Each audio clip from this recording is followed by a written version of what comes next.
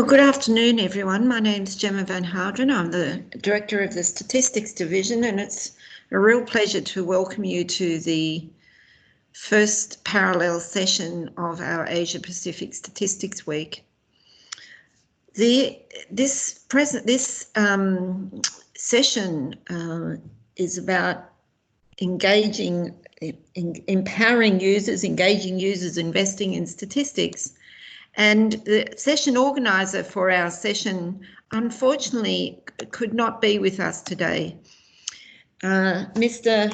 Hazib Mahawad from the Deputy Director General from the Afghanistan Statistics Institute, unfortunately called in. He was not well this morning, so he's very sad that he couldn't be with us, and we're also our prayers are with him as he gets better there in Afghanistan. So he's asked myself, as his session partner, if I could please run through this session and moderate and facilitate this session. We had an overwhelming number of interest in this topic of empowering users and investing in statistics. And today we have four very interesting presentations from across the region. Unfortunately, one of our papers that was accepted in this session was unable to present today. So if you look on the line at the program, there's actually 5 papers, but only 4 are going to be presented today. The first presentation from Mr. Mahesh Prahan from the Central Bureau of Statistics in Nepal is going to be discussing approaching users with statistical products. And Nepal's gone through a rather major legislative change. They've got a new constitution in Nepal, which has established a decentralized statistical system. So we're going to be hearing from Nepal about how they have to engage in users at both the national and federal level, as well as the local level. We're going to also hear from Indonesia, from Ms. Purwa and her colleagues, Ms. Wiling Ala Maharati and Ms. Angrani Fajriati. I apologise, hopefully I've got the pronunciation right there, about measuring exports of manufacturing services in Indonesia. Now, this is a very interesting paper, and it's a very interesting example of how we have to engage with users and invest in statistics, particularly investing in statistics by reusing existing information, making our existing surveys very compatible with other sources, and preparing those statistics for data integration and meeting a real policy need, a real need of users to have information on manufacturing services for Indonesia. So very interested in that paper. We'll then hear from Mr. Molina Faris and Mr. Noval Tami, apologies, I don't get this right, Pratalaksis, also from BPS Indonesia, about building a statistics society through YouTube.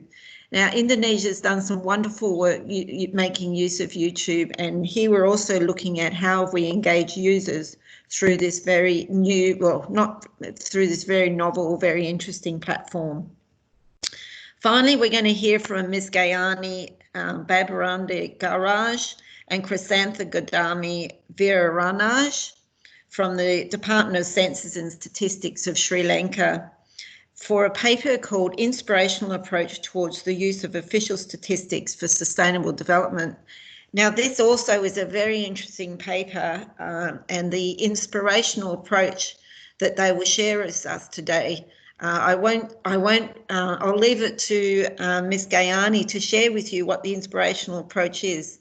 But I think it's a very important initiative, not only for Sri Lanka, but for all of our statistical officers across the region on investing in empowering our users to understand our statistics. Now, the common theme through all of the papers today is, as I said, engaging users and investing in statistics, but they all have a common theme around the importance of data literacy, statistical literacy and data literacy. So when we move to the question and answer part of today's presentation, please, I'm very happy to hear from you on your examples of data literacy, but also please invite questions to our 4 presenters today and their co-authors on any topic that will come up during the session. So we're going to hear, first of all, we were to start off with Nepal, but unfortunately Nepal's having a little, Mr. Mahesh Prahad from Nepal is having a little bit of trouble getting into us today. So we might start with Ms. Purwa and her colleagues, Ms. Wiling Maharati and Ms. Angarani Fajrati, on their topic, measuring exports of manufacturing services in Indonesia. So could I please hand over to you, Ms. Purwa? Thank you.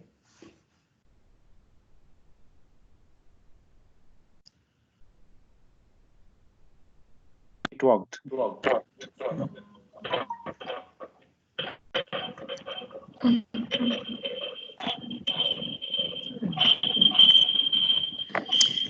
Just while we're getting, yes, I can hear you, Miss. Oh, sorry, we've put up Mr. Mahesh Purwa. Sorry about that. Yeah. Oh yeah. So yes. Sorry. Let's go back to Mr. Mahesh. Sorry, Purwa.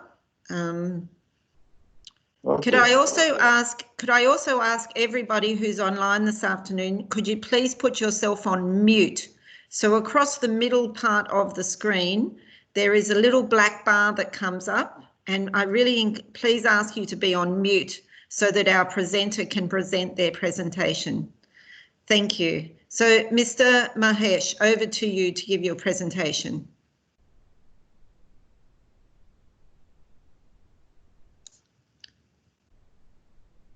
Mahesh, you have to take yourself off mute. Can I present? Yeah. Yes, present now. Yes. Yeah. Sorry for the interruption. Now I'm going to my presenting first presentation. Good afternoon and namaste to all distinguished participants. And thank you for UNESCAP for giving opportunity to share some experiences on decentralized distribution that was practiced in the first economic census of Nepal in 2018. My presentation will basically focus on it. Now I want to proceed my presentation. We people in the profession of official statistics often used to collect and compile data from the people, and it is equally important to be responsive towards those people by serving the statistics. Hence, in evidence-based development or planning or decision-making, production of statistics and its utilization is important part in any statistical programs. The Government of Nepal has emphasized the evidence-based policy and plan formulation at local, province, and central level. In consequence, the data demand has been growing up. In this contextual perspective, CBS, as the National Statistics Office, has more obligations to fulfill the data demands by producing the relevant statistics via different sources. And CBS has made efforts in making the users access to statistical products by various means of dissemination, so that it is necessary to approach the potential remote users, sensitizing about the data products. The main objective of this paper is to reveal the decentralized dissemination of the statistical products of the economic census 2018 of Nepal as an approach to reach to the diverse stakeholders up to local level.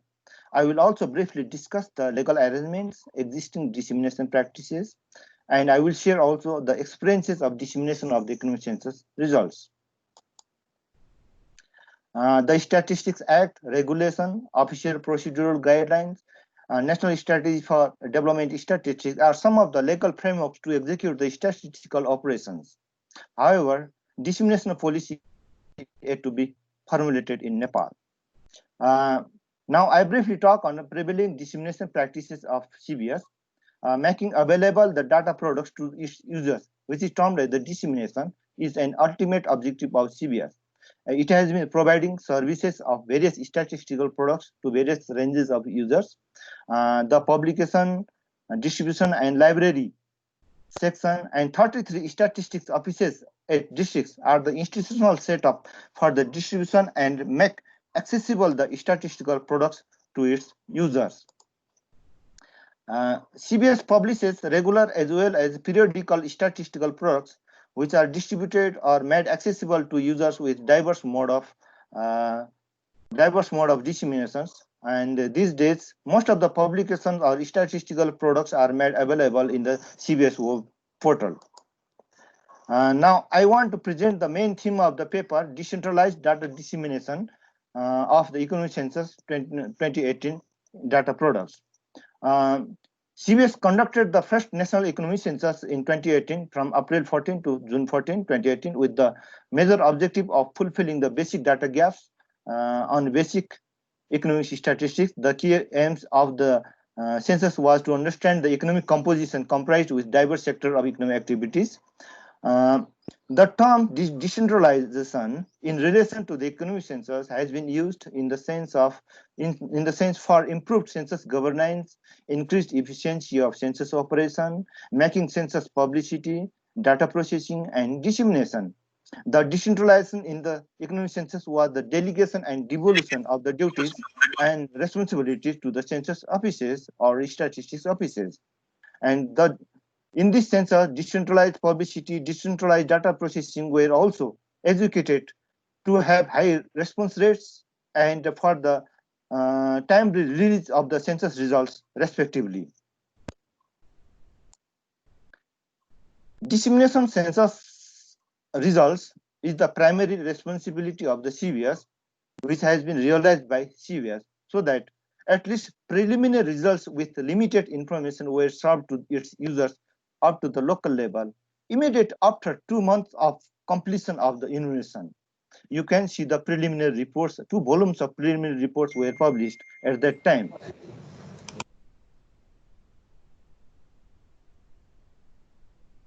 Yeah.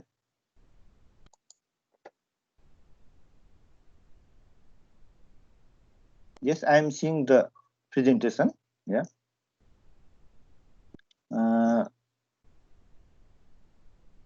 If the slide is seen in the screen, may I ask Jimma? Yes, yes, Mr. Mahesh, I can see the presentation, but we've just had a question in the chat box whether there's a presentation. I certainly can see a presentation being given. Can I just check whether Goy, can you see the presentation going there? Yes, Goy can see the presentation. Let me just ask, so our colleagues over in Samoa cannot see the presentation. Could I just ask, I don't know if maybe Alec from my team, can you see the presentation? Yes, I can see. It says final census products. Yeah. Yes, you can see. So I think keep going there, Mr. Mahesh. We're at the slide that has slide 9 on final census products as the title. So over to you, Mr. Mahesh. Take yourself off mute. Yeah. Okay. I will go ahead. Thank you. There have been growing. Now I will proceed my presentation. There have been growing interest towards getting the final census products on various characteristics by the diverse users, and it has been a challenging task to release quantitative information based on economic census data at once, so that CBS adopted the strategies to release the final census results in phase-wise. Till now, CBS has released 16 economic census reports that has been published. In this screen, you can see that this is the National Report Series 1, which is which contains the information by industry, by size of persons, and by province and districts. And this is the national report series in Nepali language, and it is the summary report in our language. And this is the provincial summary reports for 7 provinces each. And lastly, this is the National Report Series 2, which contains the financial information based on the economic census results. And this was recently released on the web portal. Its hard copies is yet to be published. And with the realization of responsiveness towards its users, the publications have been released with dissemination events so that wide users get informed. The first national report was released with the grand ceremony in July 1st, 2019. You can see some of the dissemination events in this picture, and its main goal is to reach the wide range of the users with census products. And this screen shows some of the final results, which was revealed in the final census disseminations. It revealed the total number of establishments, about 923,356, and 3.2 million persons engaged in those establishments. These were the final results. And the dissemination was not only confined to Kathmandu Valley, but CBS planned to disseminate the results at province level as well as district level by its statistics offices in this fiscal year. CBS has also planned to conduct further dissemination in the remaining districts in the coming fiscal year, so that the decentralized dissemination was proceeded by authorizing the district statistics offices with the circulation of procedural guidelines to statistics offices for conducting the seminars in consistent way, so that the decentralized dissemination was carried out in 34 districts now. The key objective of conducting dissemination seminars was to inform the potential remote users about the economic census results and encourage them to utilize the statistics and collect feedback from the users to improve the census in the future. And I cannot see. And establish the rapport building with the users. And a wide variety of audiences and stakeholders took part in the dissemination seminars, and ranging from the general user to the higher dignitaries representing the different organizations. And altogether, about 1,900 stakeholders have taken part in the dissemination seminars till now.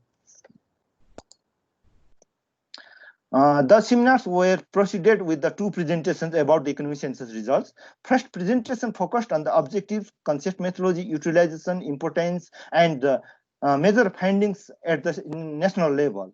And while the second presentation focused the major census results at province, district, and local levels, which included tabular results as well as the visual presentations with graphs, maps, and some of the infographics.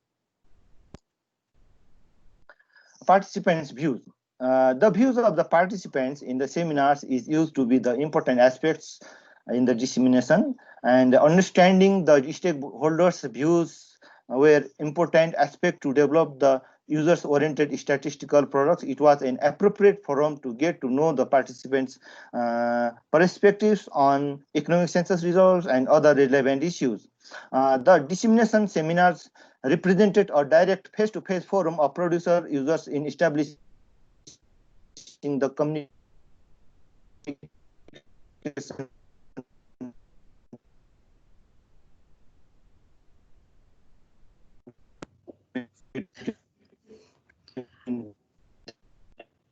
Mr. Mahesh, we're breaking up a little bit with the sound.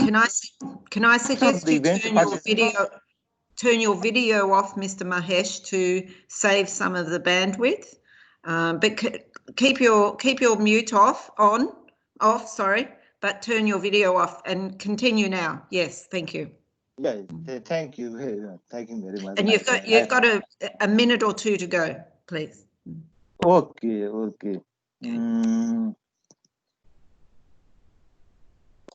Now, and the dissemination seminars were also a helpful platform to get a variety of suggestions. For example, the participants suggested to reach further to the sub-district with the census results, to conduct the massive media campaigning, and to develop integrated statistical database, and to release the remaining results soon, and to formalize the unregistered enterprises to those concerning authorities. These were some of the suggestions received from the seminars. And being responsive, the dissemination platform was a good opportunity to show the gratitude and acknowledgement to the respondents and personnel who cooperated for the success of the economic census. The chief officials of the respective statistics offices responded enthusiasms or queries of the participants. Assurance was also made to improve the quality of the data as well as census operations in the future. Participants were encouraged to utilize the available census results, and information was also given to the participants about the web portal for accessing the data products. Media had also major role in conveying the dissemination news to the public, and most of the news highlighted the dissemination news. In conclusion, the decentralized dissemination events were successful in delivering the census results up to province or local level. Such kinds of promotional activities are necessary to be carried out frequently.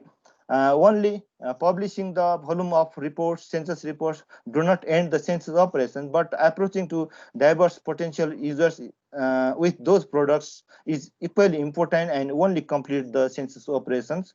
And the one important thing is that such kinds of dissemination seminars is helpful in the capacity development of the district statistics offices. Now, I want to mention some tips that empower the national statistical system based on the experience gained. First, disseminate the census result up to the bottom level. Dissemination platform creates the opportunity to be close with the users. Second, click the mind of the users about the key terminologies and data products that develops positive perspective on statistical operation, which is also the achievement of the dissemination mission. And third, live dissemination is essential to create the multiplier effect. The participants informed with the data products will or may disseminate or convey indirectly to other close personal or concerning persons about the economic census product. And the fourth one is the interactive dissemination is the convenient way to educate or make aware to the users about the data products to utilize them. And now, I want to mention that investment in statistics is essential and necessary, and it should be sustained to empower, to strengthen the national statistical system, so that investment in institutionalizing the decentralized dissemination system is equally important as investment in collection and compilation effort, so that long-term return is data use culture society will be developed, and there should be frequent keep in touch with the users, producers up to local level via decentralized dissemination process. Thanks a lot to all my virtual audiences for taking patience to listen to my presentation. Thank you very much. Thank you very much, Mr. Mahesh. That was really very interesting from Nepal to hear about your decentralized dissemination system. Now, can I ask you to please stop sharing the screen? So go along to the middle button and say stop sharing screen. And we will now turn to Ms. Pura and her colleagues from BPS Indonesia about measuring exports of manufacturing services in Indonesia. Ms. Pura, can you please share your screen and turn your mute off, and we will gladly, very good, we can see you now, and share your screen. Okay, Ma. Yeah, wonderful. We can hear you. Thank you. Yeah.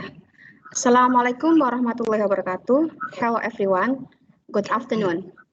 An honor to meet you in this great virtual meeting. My name is Purwa. I'm here on behalf of my team to present our paper that has a title, Measuring Export of Manufacturing Services in Indonesia. Let me share our PowerPoint. Yeah. Wait. Okay.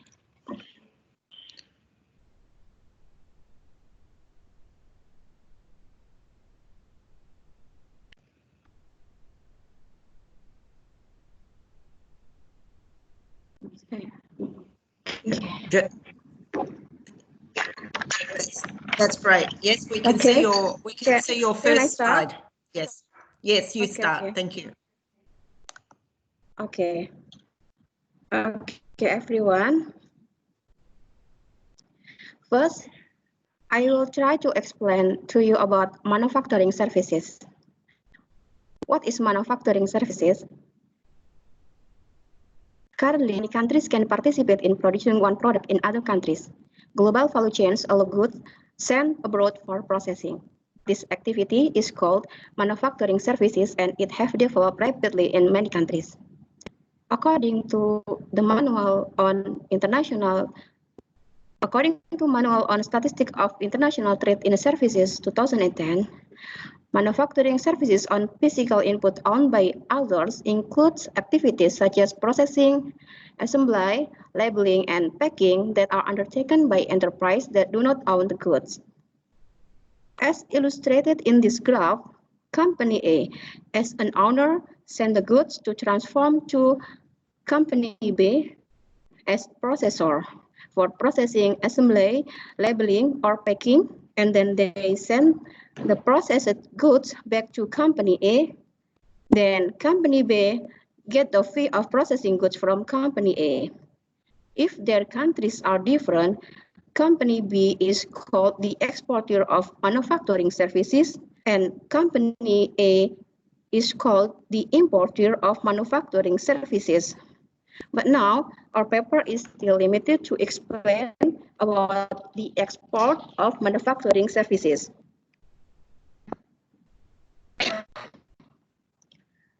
Why manufacturing services is important? First, because manufacturing services statistic is one of a key tool in trade negotiation and policies, especially in manufacturing.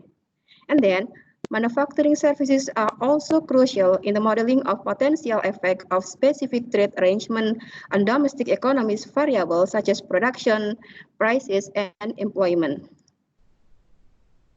This statistic is needed by Indonesian policymakers such as Ministry of Trade, Ministry of National Development Planning, Ministry of Industry, and also Coordinating Ministry for Economic Affairs.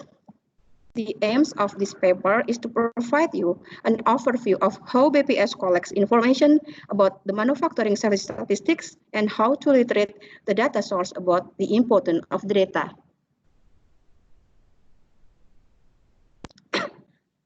Sorry.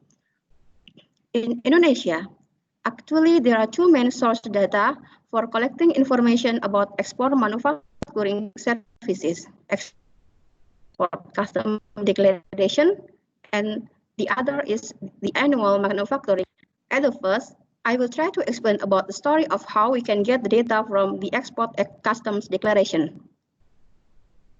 In the period of 2012 to 2015, because of the developing of global value chains, BPS Statistics Indonesia sounded to the the information about manufacturing services in custom declaration. Ministry of Trade need the data about the information of manufacturing services and the participation of Indonesia in the global value chains. And then BPS, Central Bank of Indonesia, and Ministry of Trade conducted some meetings with the customs to discuss some items in the custom declaration. In 2016, Customs responded by adding new questions about manufacturing services. In Indonesia, this term is popular with maklun. For your information, maklun comes from Dutch language and have the same meaning with the manufacturing services. The question is placed in point 36 in the export custom declaration. But because of the exporters' knowledge and awareness about the importance of data is slightly low, so in the period of 2016 to 2017, there was some literacy and socialization to the exporters in some provinces by meetings. The meetings was conducted by the custom and also in coordination with BPS. And finally, in 2018, BPS started to get the data of the export of manufacturing services from the customs. Now, I will try to explain about how we can get the data from our annual manufacturing survey. In 2014, Subdirectorate of Export Statistics BPS also started to conduct a pilot survey about goods for processing in Indonesia. The pilot survey had 127 samples, but unfortunately, only 26 documents or 20.47% that could be processed. So, Subdirectorate of Export Statistics could not make a good conclusion of the result of this pilot survey. In 2015, Subdirectorate of Export Statistics started to compile information about manufacturing services, but only about the fee of processing goods from abroad by integrating a variable in the annual manufacturing survey questionnaire 2014. The annual manufacturing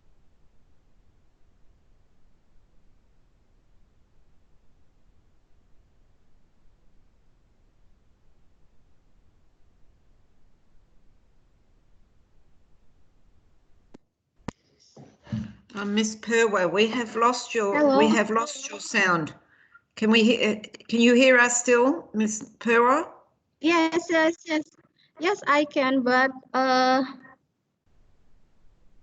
can't see my PowerPoint. I don't know. Bad network quality. This is. Yes, so we're onto your slide that says integration in annual manufacturing survey in 2015. So start from there. Yeah. Then what should I do? Just keep going. Keep going. Okay. Yes. But how I operate my PowerPoint? I can't see on this. You can't see the slides? Okay, I will stop sharing first and then I will share again. Okay, quick, yes. Okay.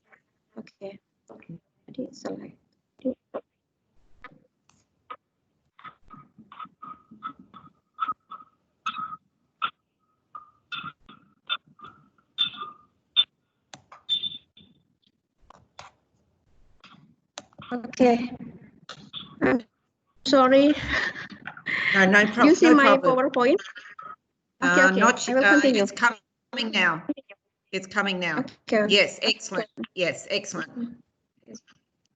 Okay, I will continue.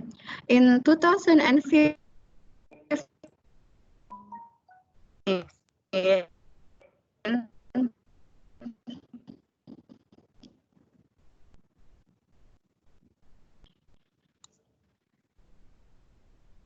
and the sound has gone again. Of export statistics started to. Pardon?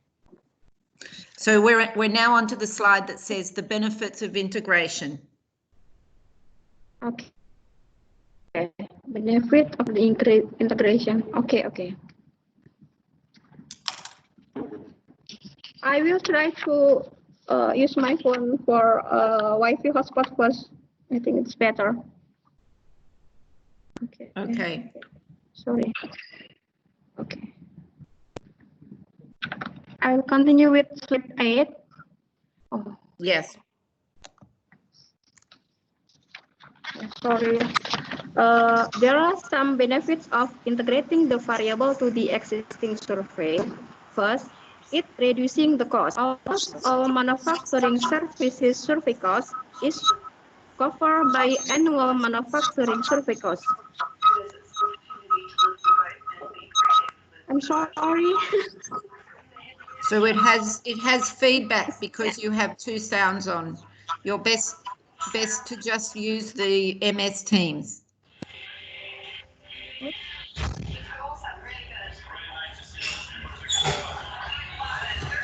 Why noisy here? It's too noisy.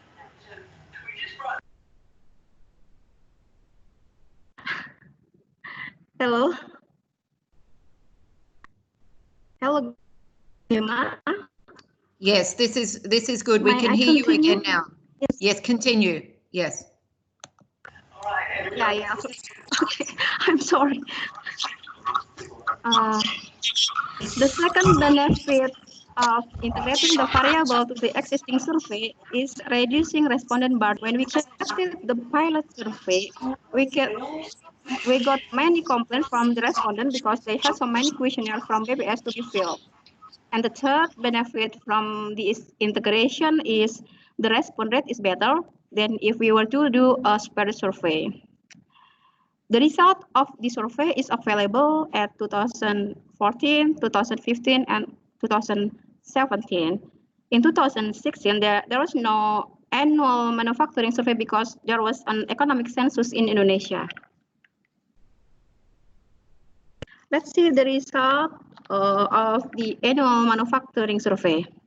From this table, it can be clearly seen that the total manufacturing services to total export value tend to increase year by year. The share of total manufacturing services to total export also continued to increase. In 2014, the share was 0.75%, then it doubled in 2015 to 1.51% and increased in 2017 to 1.60%.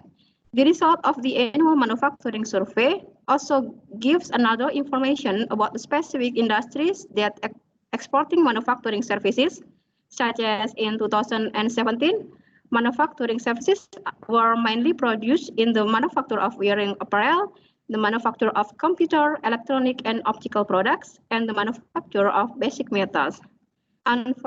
Unfortunately, this survey does not give us the information about the kind of activities and also the countries of export destination. Now let's see the result of the data from the custom declaration. This graph shows that generally the value of manufacturing services was about 60 to 100 million US dollars monthly. If summarized annually, the share of total manufacturing services from export custom declaration to total export value in 2018 was 0.53%, and in 2019 it increased to 0.60%. There are a significant gap between the export manufacturing services value from the custom value and the export of manufacturing services value from the annual manufacturing survey value, because there is an uncovered area in Indonesia that there are PPFTZ Batam. From the result of the export custom declaration document, there is also an information about country's destination of the goods after processing in Indonesia.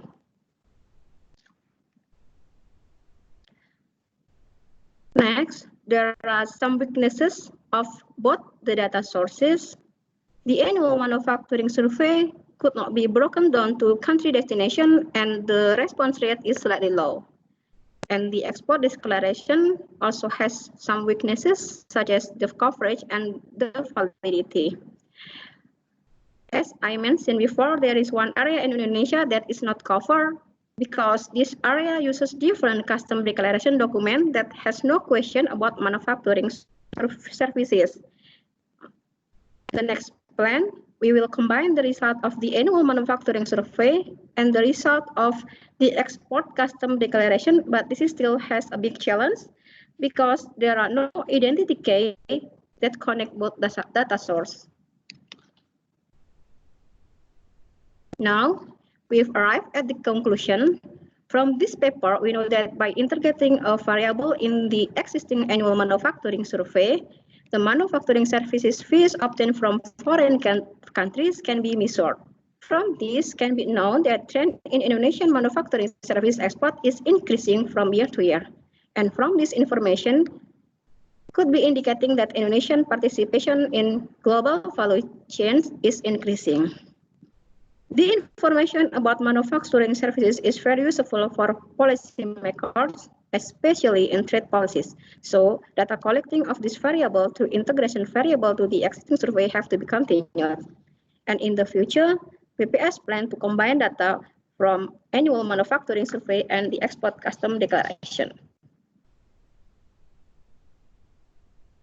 There are tips for empowering our statistical system. First, investing time and effort to meet user needs in very important area by building good relationship with all stakeholders. And then, second, maximizing the use of existing data source. And third, iterate the data source. Okay, thank you. That is my presentation. Sorry for the inconvenience. Thank you very much for your great attention. Thank you, Gemma. Thank you very much, Ms. Pura, and I really appreciate your keeping going there. It came across very well, and just for our audience online, the Wi-Fi there in Indonesia at the moment was causing a few issues for Ms. Purwa. So this is one of the challenges of having these virtual events, is the quality of our Wi-Fi. I'd now, very well done. Thank you very much, Ms. Purwa, and to your team of co-authors there, Ms. Mahawati and Ms. Angrandi Fadriati. I hope I pronounced your correctly there. We're now going to turn across to our colleague, Mr. Molina Faris, and Mr. Norval, also from BPS Indonesia, and they're going to share with us a presentation on building a statistics society through YouTube. Mr. Molina, over to you and to Goy. Thank you. Yes, thank you, Gemma. Can everybody hear my voice? Check. Yes, okay. We can hear you very well. Thank you. Okay. Hello, everyone. I'm very happy to meet you again this year. I'm waiting for the presentation from Ms. Bakley. Yes, so we have the first slide there at the moment, Mr. Molina. Can you? Not in my. Okay. I will start it. I don't know why in my laptop I cannot see my slide. Yes, it's already here. Okay. Yeah. Building a statistics society through YouTube. Action area A. How can we empower a statistical system to be responsive to user needs? Next. So, is there any of you ever thinking about what is the biggest problem in developing country? One of the biggest problem in developing countries such as Indonesia is next.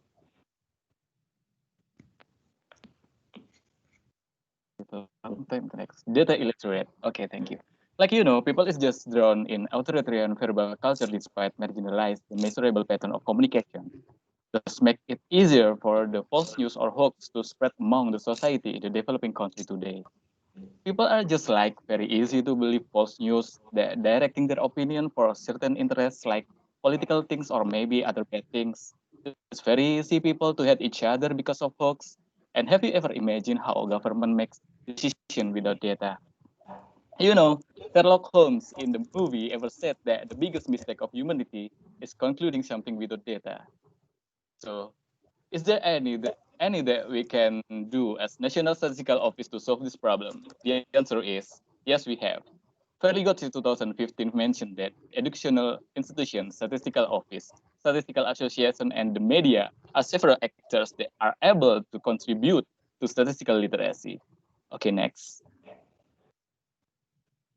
Next slide. Okay. BPS as Indonesia's National Statistical Office must provide simple data for ordinary people to understand, not only presented simply, but also should be able to be read by all people. In order to answer that challenge, BPS has continually innovating using various communication tools. Okay. Previously, BPS used many different media such as newspaper and television to socialize an activity or statistical data to the society. The advertising cost for BPS activity through newspaper and television is very high. It's very expensive. Every single display advertisement in newspaper averagely costs still of Indonesian rupiahs. It's around 2,000 until 7,000. And as for 15 minutes television program, averagely it costs more than 40,000 US dollars. And by the event, not always reach the target audience or as much as we expected. And it's just for one activity that we want to inform to society. Can you imagine how many activities that we have to inform society?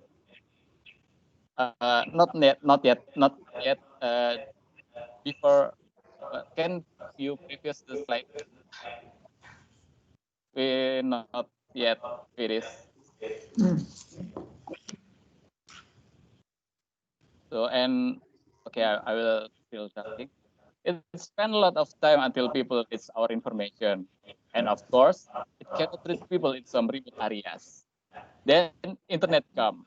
Internet changes people communication behavior. Website and social media become BPS choice as sufficient communication of statistical literacy. We can inform people our publication and activities cheaper. And of course, we can do it for free. We can choose our target audience when we want to promote our information in social media. It's very effective and efficient. Every publication data can publish all the time. And wherever you are, you can access our data. All you need is internet. Okay, next. Overview of internet use. Next. Click again. Okay. Okay. Total number of internet user in, I'm sorry, based on 2000, previous slide, please. In the data of overview internet use. Based on 2020 Global Digital Report by Hootsuite and We Are Social for January 2020, total number of internet users in Indonesia is 175.4 million people, or it's 64% all people aged 16 to 64 years old in Indonesia that using the internet. But my son is 2 years old, and sometimes use the internet, but not recorded on the survey. What I want to say that the number of people that using internet in my country must be larger than next. Online content activity. Next again. Percentage of internet user at 16 to 64 that years old that watch online videos in Indonesia is 99%. This is something that we can concern to become our communication tool. Next. YouTube. YouTube is the most famous social media platform with 88% access by internet user aged 16 to 64 years old in Indonesia. YouTube as the biggest video content platform in the world is developing even to its role in digital literacy segment and development of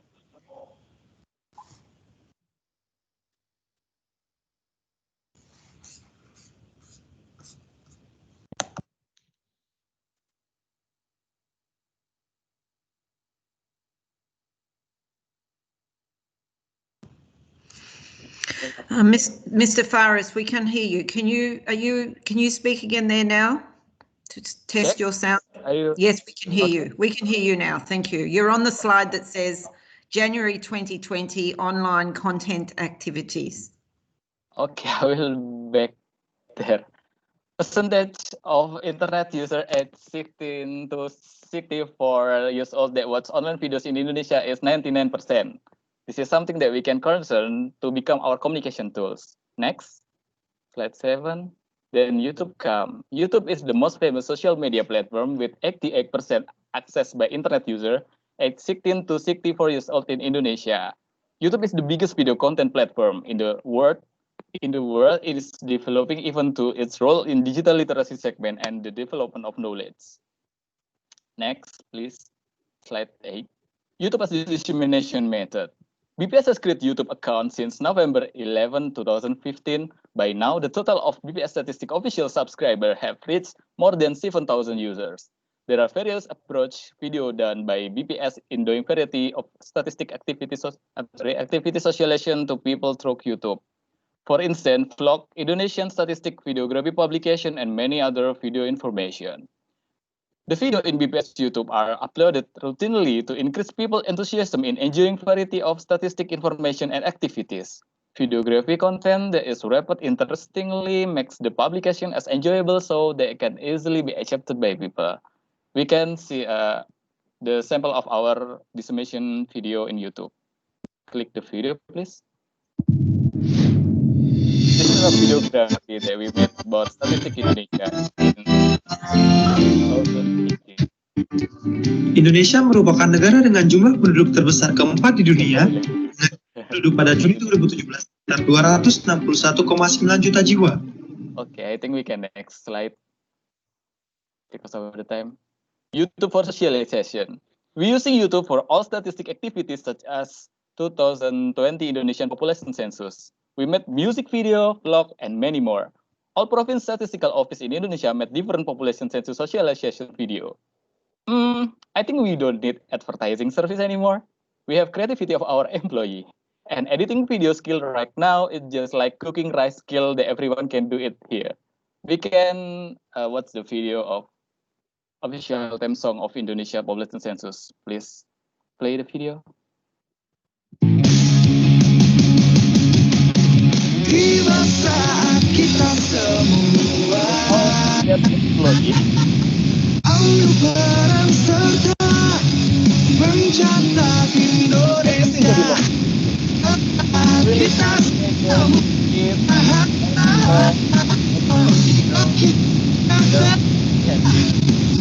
sentuh Indonesia maju.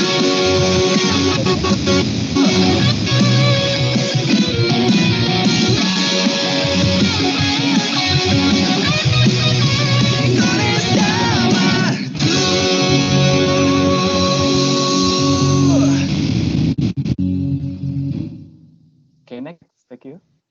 Next slide, slide 11.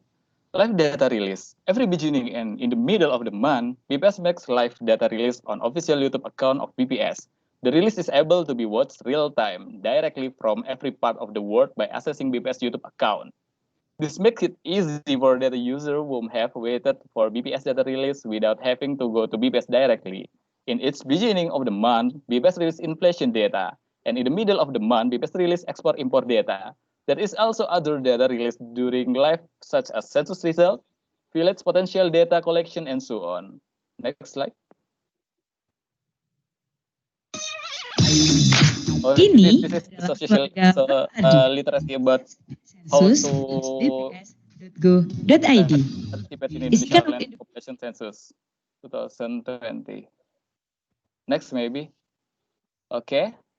Until April 29, 2020, total views of all video content in BPS official YouTube account have reached more than 700,000 views, with total more than 33,000 watch time hours of visitors. The subscribers of BPS Center official YouTube account is more than 7,000. However, yes. Next slide, please. I'm sorry. Yes. Okay. Okay, about in the graphic slide 12. We can see people enthusiasm which is keep increasing to watch video content in BPS official YouTube from year to year. The increasement trend creates opportunity for BPS to make use of YouTube as effective communication tools to reach the people during COVID-19 pandemic. We are able to see the enthusiasm of BPS YouTube content viewers outside of Indonesia in the right graphic. This shows how YouTube makes distance is longer and obstacle in accessing information. It also shows how BPS official YouTube is able to reach various kind of people outside Indonesia. Next, please. Next slide. tips and recommendation.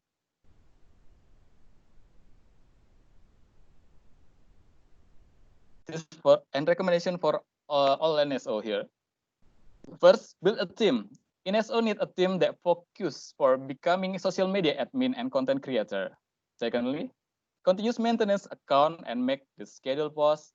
And the last, the admin, the last, please click again.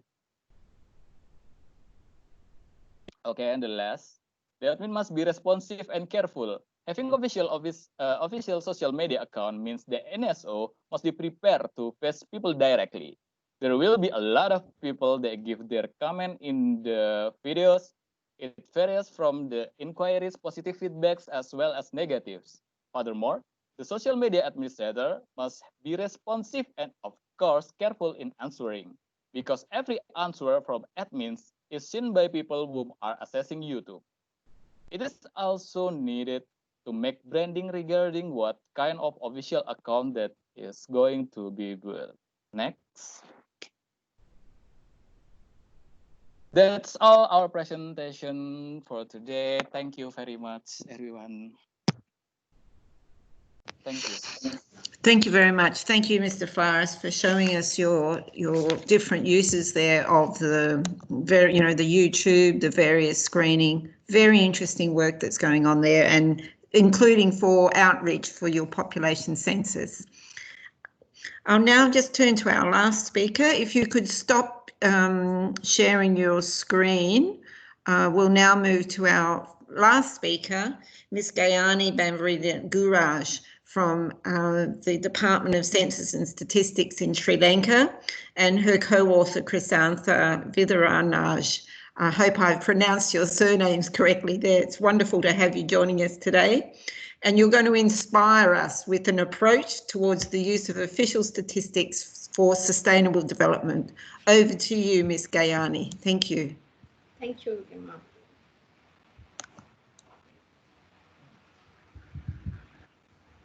Just a minute. Yes, that's great. And we can see your, actually the slides, that's the first slide. Wonderful. Thank you. Yes, go. Yeah. I want and greetings from Sri Lanka to all distinguished guests and all participants. It's my great pleasure to address you all through this virtual conference during this global pandemic. I would like to share key points of my research study about inspirational approach towards the use of official statistics for sustainable development, which proposed to implement in 2023. As we all know, many countries are focusing on sustainable development goals and working on it. All SDGs are interconnected.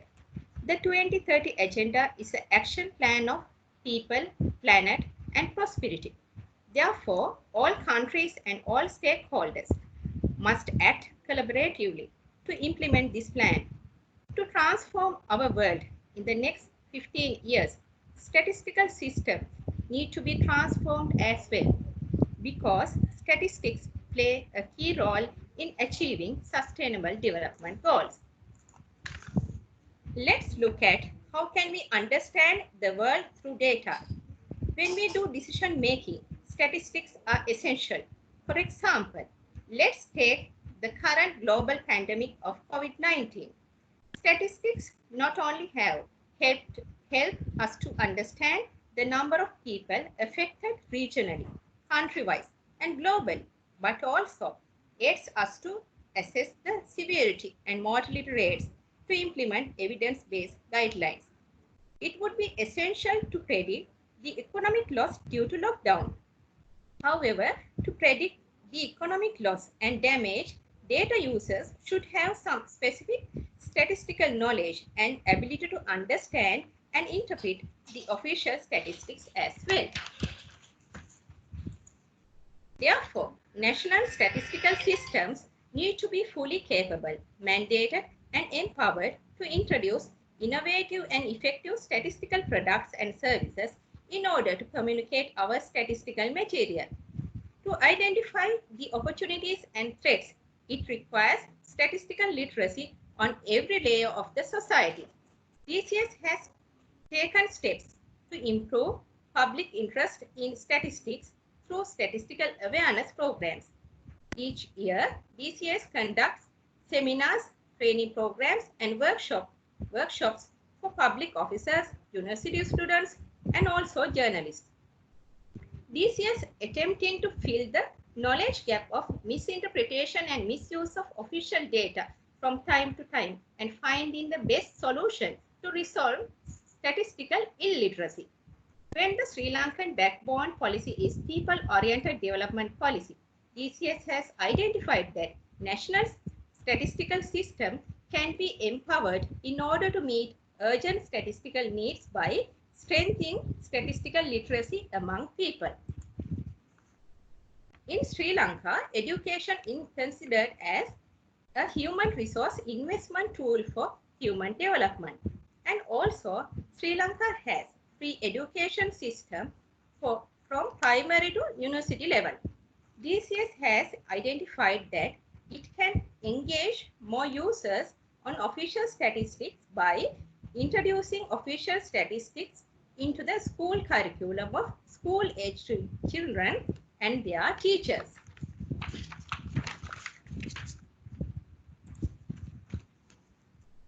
Educating children is like planting seeds. If they have proper basic knowledge as in a strong foundation, they will go on acquiring more knowledge on a strong base. When seeds are planted, roots will grow first. As the plant grows, it will grow into a big plant and begins to make its own food. Plant roots could be compared to proper basic knowledge. When the children grow, their knowledge also expands. If they have proper knowledge, they will never misuse or misinterpret. Like a strong wind wouldn't be able to take down a giant tree. Like the blooming flowers, knowledgeable people will help to maintain a sustainable environment. Therefore, knowledge gained during this childhood will be beneficial for rest of their lives to serve better community.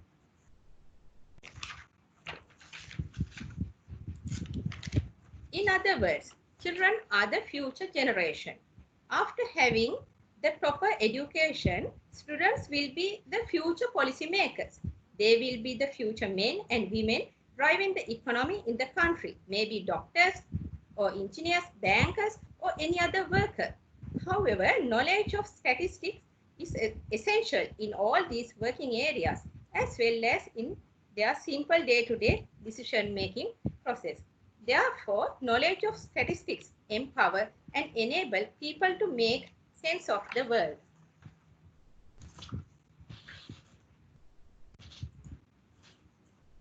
After identifying the importance of investing statistics, this paper proposed an inspirational approach towards the statistical literacy improvement. The inspirational approach is that teach statistics through storytelling to secondary level students. The secret of our attachment to stories is that it stimulates emotions. It is exciting to discover how the conflict gets resolved. Storytelling is one of the most important genres in literature, which reflects child sensitivity, feeds the child's soul, and also enriches his or her imagination to prepare for the future.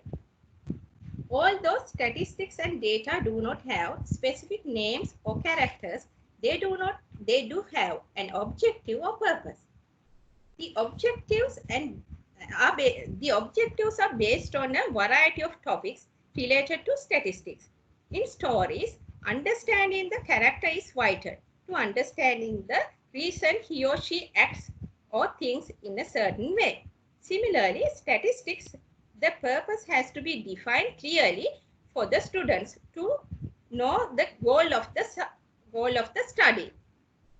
If the study purpose is clear, then students can easily follow.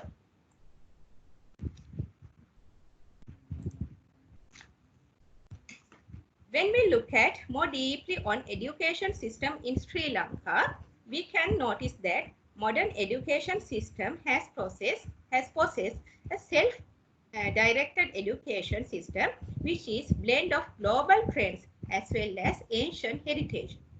Civic education has been made a compulsory subject for grades 6 to 9 and it is an optional subject for grades 10 to 11. It is implemented assessment and evaluation for general certificate of education for ordinary level examination based on the prescribed syllabus for grade 10 to 11. This research paper proposed a new module for teacher and students, curricula in civic subject to use official statistics for sustainability. The main objectives of the main objective of the chapters are to foster the acquisition and distribution of knowledge, skills, and effective attributes concerning the national statistical system, official statistics, and why they should learn it. At the beginning of each module, it will be continuously emphasized official statistics are the statistics published by the government or other public bodies such as international organizations. As I mentioned earlier, this paper proposed two modules. First one is teachers module, which focus on in-service training of teachers and supervisors in civic education for secondary school. This module discussed four critical areas which need to be built as statistically literate teachers. First component is data awareness. That is, in this chapter, we will discuss what are the official statistics, data sources, mode of data collection, and mandate for data collection. The second component is statistical concepts. In this component, we will discuss basic forms of statistical representations, different types of proportions, and also more complex statistical concepts also. The third component is interpret and evaluate statistical information. At this chapter, a teacher will have ability to analyze, interpret, and evaluate statistical information and also organize data, construct and display graphs and tables, and work with different representations of data, including spatial data and data visualization tools. The last component is communication through statistical information. By studying this component, teachers will be able to understand and communicate statistical information more effectively.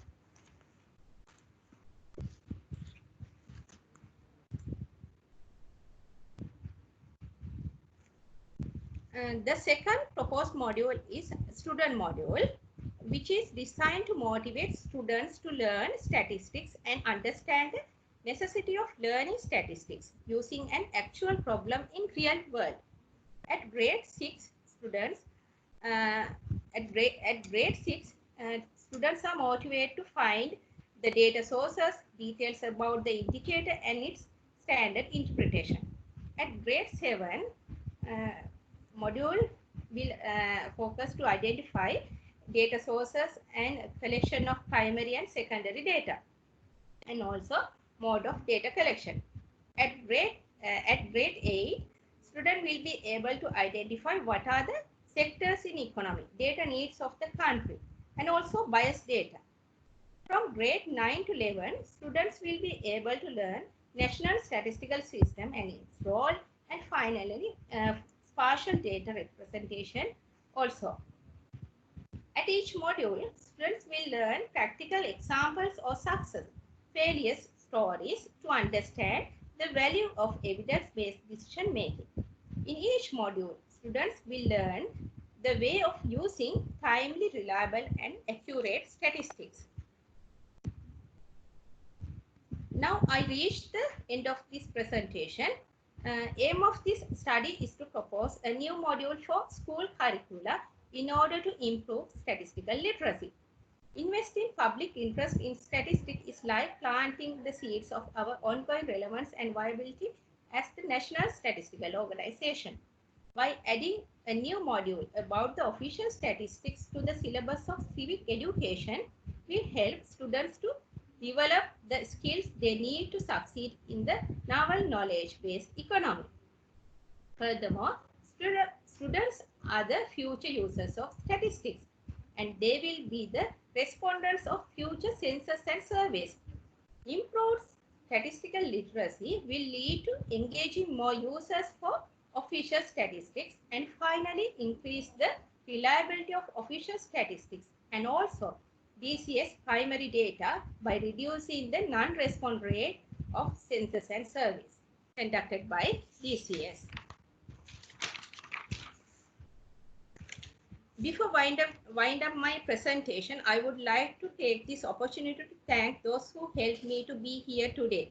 I express my sincere gratitude, especially to Director Training of DCS, Mrs. Vasana Jayakodi, for her guidance and invaluable supports, and also Mrs. Gaveshika Silva and Mr. Shalendra Ranatunga and co-author Mr. Krishnamurthy, and all IT officers in DCS and all other DCS officers.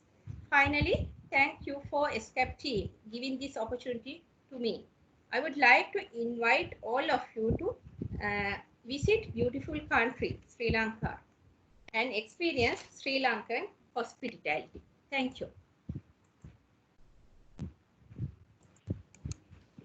That's wonderful. Thank you very much. And thank you very much for that invitation to all of us to visit Sri Lanka. It looks like a beautiful country.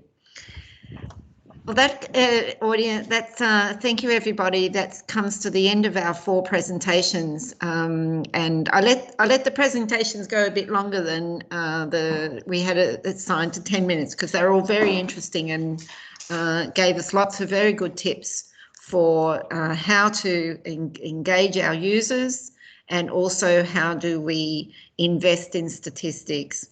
Now, we've had 2 questions from the audience that I'm now going to give to 2 of our presenters. I would encourage all 4 of our presenters to please put your video back on and I will address the questions to you. And if there's any other questions that we have, please put them in the chat box or raise your hand. There is a hand function in MS Teams and I will address the questions to you. We have about 15 minutes or so. So the first question that I'd like to put to you comes from our colleagues in Malaysia. Mr. Aslan has asked a question to Mr. Pradhan from Nepal. In your slides, what type of promotion did you do? And how did you flex it did you use the promotion of your dissemination platform to increase your response rate? Mr. Mahesh, could you share with us your insights on the promotion? Thank you. Thank you, Gemma, and Mr. Ali from Malaysia for the questions. And it is important questions, and my whole presentation's main theme was the decentralized dissemination, which is one of the major promotional activities. So that like other marketing products, we did not for the selling purpose, but for the publicity of our products. What is the theme is that statistics should not be stored. If it is stored, it will be like the unreleased energy, like in atom bomb. So that there should be the transmission of the data to the users, so that it is the properly used. For that purpose, in our promotional activities should be carried out, means the publicity should be done for our products. We did the dissemination seminars, conference meetings up to the local level, up to the district levels, and we also send the hard copies of the publications like the provincial summary reports, which contains the local level information, to the local level municipalities, up to the 761 municipalities. We sent through their email, and they acknowledged also for receiving those reports. And we also send through the hard copies also, not only soft copies, also hard copies, also through the post offices we have sent. And in the key users we are sending those products also. And sometimes we are releasing the press notes to our medias in every publication, so that they are highlighted by our newspaper. These are some of the glances of our publicity promotional activities. And we have not advertised in the newspapers, so that in future that will be also good modality. We have not practiced, and these are some, but we have not assessed any response rates calculations. But we have, as we conducted the national disseminations or dissemination events, and people used to get to know and comes to our offices and to get the hard copies of the publications and to know about the different demands of the data. These are some of the promotional activities. Whether my answers fulfill your answers or not. Thank you very much. Yeah, thank you very much, Mr. Pradhan. And can I just add there that I have noticed during this time of COVID-19, there is some national statistics officers are putting details of their surveys in the Twitter feeds. And I don't know if Twitter feeds are improving response rates, but it certainly is a new innovation that I haven't seen before. I think I saw a Twitter feed from Statistics New Zealand announcing that their surveys were now in the field and please respond soon. So it may be another tool for promoting response rates. But thank you very much for your answer there from Nepal. Yeah, there has now been two questions to Mr. Faris, Mr. Maulana from BPS Indonesia, both of them about the YouTube. The first one, Mr. Molina, is about building staff capacity and getting investment, securing funds for using YouTube. And related to that is, do you have any statistics on average number of viewers for the different types there, average number of viewers of the music clips compared to the short story clips, compared to the documentaries? Over to you, Mr. Molina. Okay, thank you for the question. Capacity building. Yes, we do capacity building in BPS Indonesia about how to make videography, how to make vlog, how to make socialization, so we can make a good video that can engage people in our YouTube. So every BPS office in every region have official BPS account. I mean YouTube account. So in every office we have employee that know how to make a good video and how to engage people in YouTube. And in this COVID-19 pandemic, we do a webinar. Like, you know, we can learn in our house. So one of our employee that know about how to make videos or how to make YouTube can share our knowledge to all employee in Indonesia that they have responsibility in their YouTube account in their place, like that. And the second question, what is the second question? What is the second question? The second question was, how did you secure funds? Did BPS Indonesia get extra funds to do the work with YouTube? I see. Fun. Okay, difficult question. So when population census, we have fund for socialization population census. With that fund, we build our social media.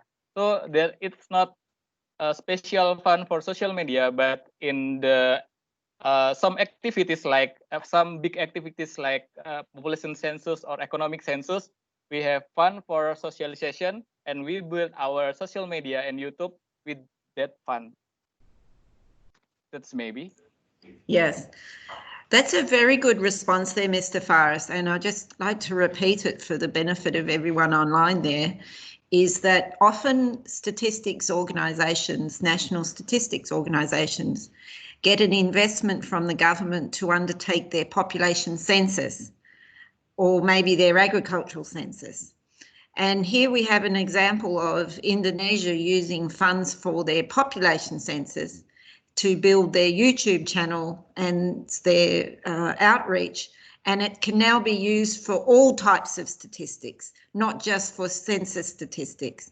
So I think this is a very good example of a government investing in the National Statistics Office for, in this case, the case of the population census, but you can then use the infrastructure you've built. It may be the YouTube channel, it may be the dissemination channel that we have heard there from the Central Bureau of Statistics in Nepal. You can use it for other types of statistics as well. So it is really important for people to use these investments for many purposes. I would like to now ask a question of Ms. Purwa from BPS Indonesia, who spoke to us about the importance of using administrative data, investing in accessing the customs data for the purpose of a new field of statistics, manufacturing service statistics. And I'd like to ask Ms. Purwa, what are some of the ways that you built the relationship with customs in order to access the customs data for your manufacturing statistics? Are you able to share with us some tips there, Ms. Purwa?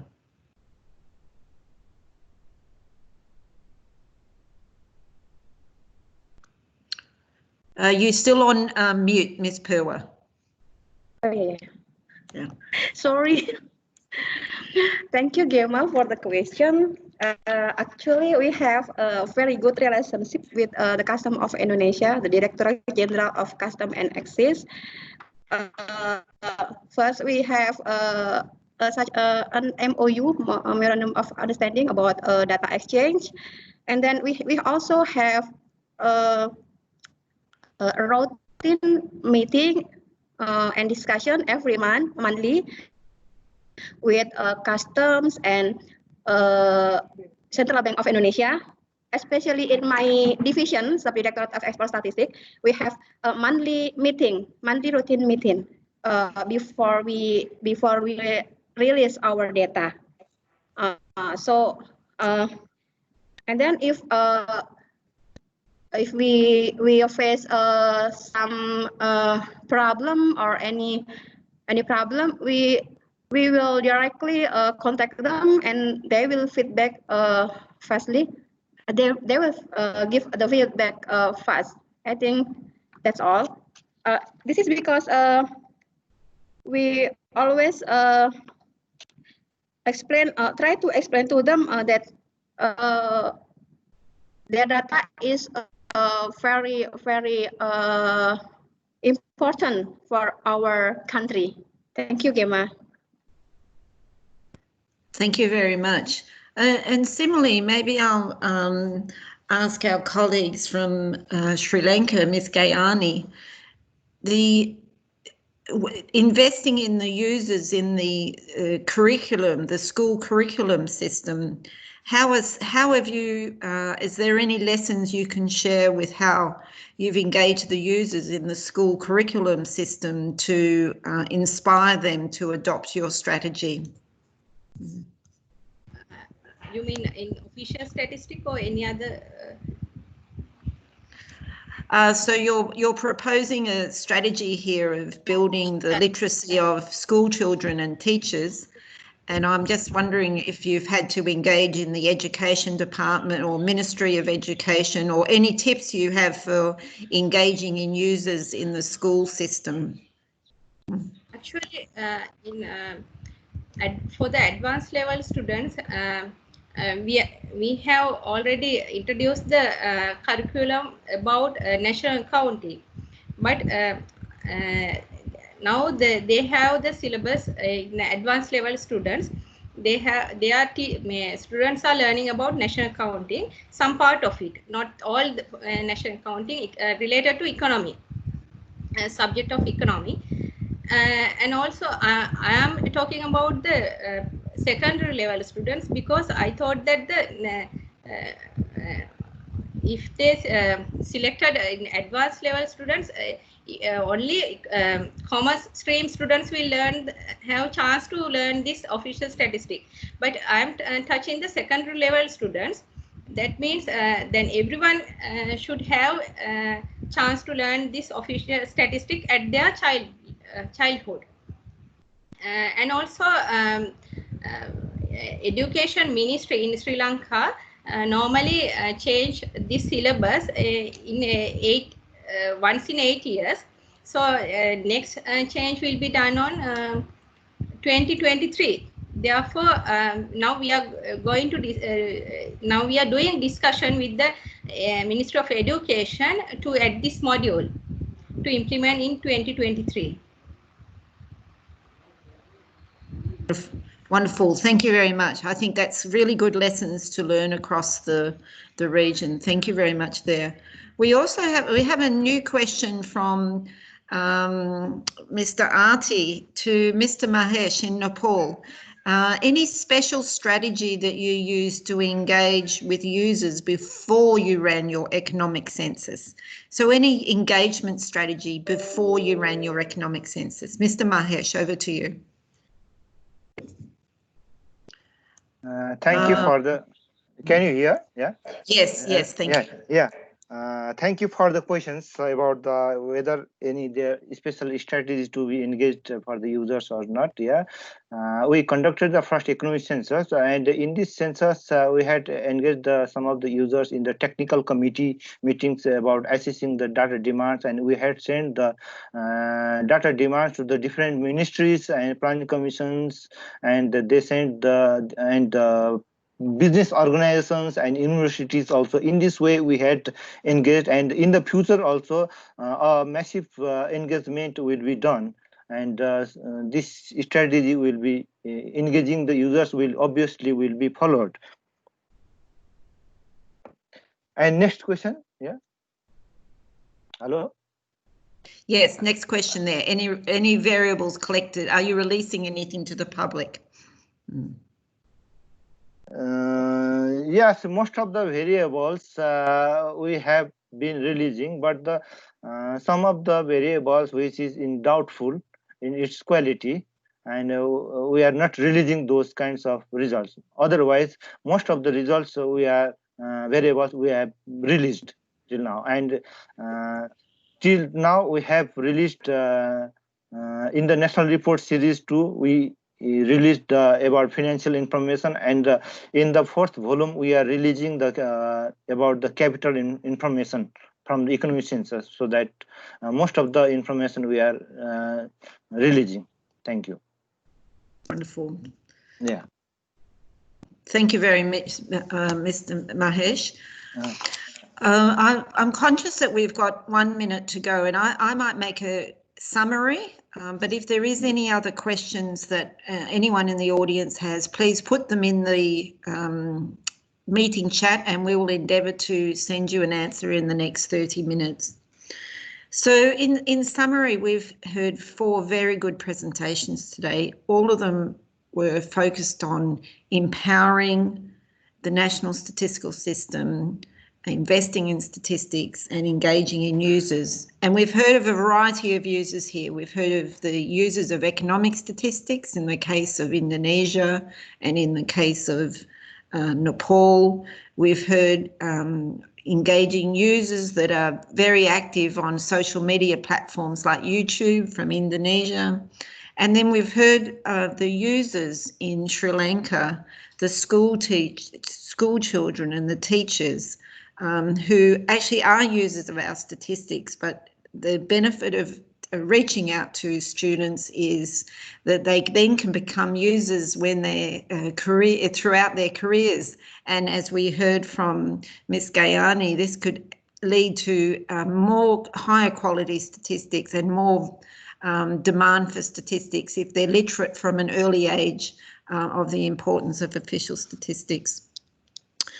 A few tips. So the tips that we've heard from our four presenters and their co-authors here today. The summary I have is all of you spoke about the importance of improving literacy, data literacy, statistical literacy, literacy about concepts like what is manufacturing services, literacy about tools like using YouTube or dissemination platforms. So I think one of the key lessons here is to engage with our users. We really need to improve their literacy of concepts, of our business, of our platforms and tools we have available. The second lesson we've heard is this takes time. For instance, this was a tip that we heard from BPS Indonesia with setting up the YouTube. This takes time. We heard from Sri Lanka how it's taking time. We're starting with the senior students, then bringing in the school children. We heard that it takes time to establish the relationship with customs. I think in the case of Indonesia there we had 2012 to 15 and then took a while for you to get your data until 2017. So this takes time and we really needed attention to detail and to keep the users engaged in the various platforms. The third lesson I've heard here is the value of what I would call repurposing or maximising the investment that you have got. So if you're investing, for instance, in your population census dissemination platforms or your economic census dissemination platforms, make sure those platforms can be used for other types of statistics as well, for your population statistics, your social statistics. Similarly, in the case of Sri Lanka, we've heard an investment in 2 levels of education, the senior school as well as the junior school. So this investment can really value if you invest in one particular area, but then look to repurpose it and use it in other areas of your business. So those were the three takeaways that I got from all 4 of those presentations. But I really would like to thank you to all of our presenters and their co-authors. And for our audience, I think we hit about 90 odd people joining in the session today. So it's wonderful to hear from you from Indonesia, from Nepal and from Sri Lanka. And again, my apologies on behalf of our chair, our session organiser, Mr. Hasib Mahawad from Afghanistan, who was unfortunately unable to be with us today, and our thoughts are with him. So with that, I'd like to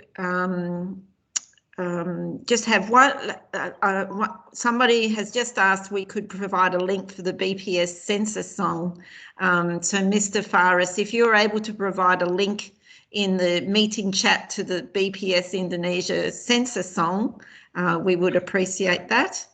And with that, thank you very much everyone for joining us, and we'll have all the presentations and recording of this session on our website very soon. Have a wonderful afternoon, rest of your day. Been wonderful being with you. Thank you very much.